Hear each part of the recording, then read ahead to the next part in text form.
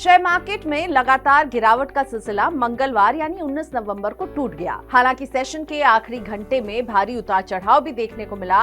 दोपहर 1 बजे के करीब 900 अंकों की बढ़त के साथ कारोबार हो रहा था, लेकिन सेंसेक्स ने आखिरी में 240 अंक की बढ़त के साथ ही क्लोजिंग दी है। और इसी तरह निफ्टी जो एक वक्त 300 अंक से ऊपर चल रहा था, महज 64 अंक की बढ़त के साथ क्लोज हुआ 23,518 पर। बाजार में तेज उठापटक के बीच ये सवाल लाजमी है कि क्या मंगलवार को जो रिकवरी दिखी वो टिकाऊ है, क्योंकि बाजार ने चुनिंदा मौकों पर रिकवरी भले दिखाई है, लेकिन पिछले 1.5 महीने में बाजार करीब 10% नीचे आ चुका है।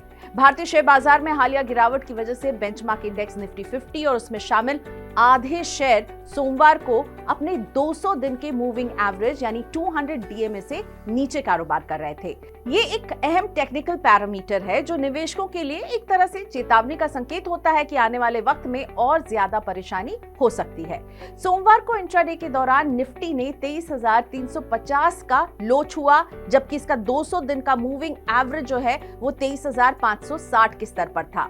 वहीं मंगलवार को निफ्टी में शुरुआती कारोबार में तेजी देखने को मिली। निफ्टी ने एक वक्त 23,780 अंक का लेवल टच किया, जो उसका इस दिन का हाई रहा।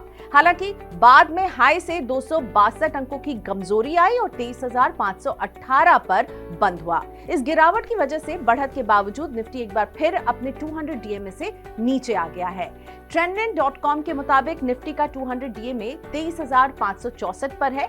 200 दिन मूविंग एवरेज यानी 200 डीएमए एक टेक्निकल इंडिकेटर है जो पिछले 200 दिन में किसी सिक्योरिटी या इंडेक्स की बंद भाव का एक एवरेज प्राइस आपको बताता है। ट्रेडर्स और एनालिस्ट के लिए लॉन्ग टर्म परफॉर्मेंस और ओवरऑल मार्केट ट्रेंड को समझने के लिए ये एक अहम टूल है। अगर कोई स्टॉक या इंडेक्स अपने 200 डीएमए के ऊपर कारोबार करता है तो उसे अप ट्रेंड यानी पॉजिटिव रुझान माना जाता है उस स्टॉक के लिए। वहीं 200 डीएमए के नीचे ट्रेड अगर कोई कर रहा है तो उसे डाउन ट्रेंड यानी कमजोरी का ये इंडिकेशन माना जाता है। अगर निफ्टी इंडेक्स लगातार अपने 200 डीएमए से नीचे बना रहता है तो इसके और गिरने की आशंका बढ़ जाएगी। एनालिस्ट मान रहे हैं कि निफ्टी का 23,500 का स्तर बाजार के लिए एक अहम सपोर्ट का काम करेगा।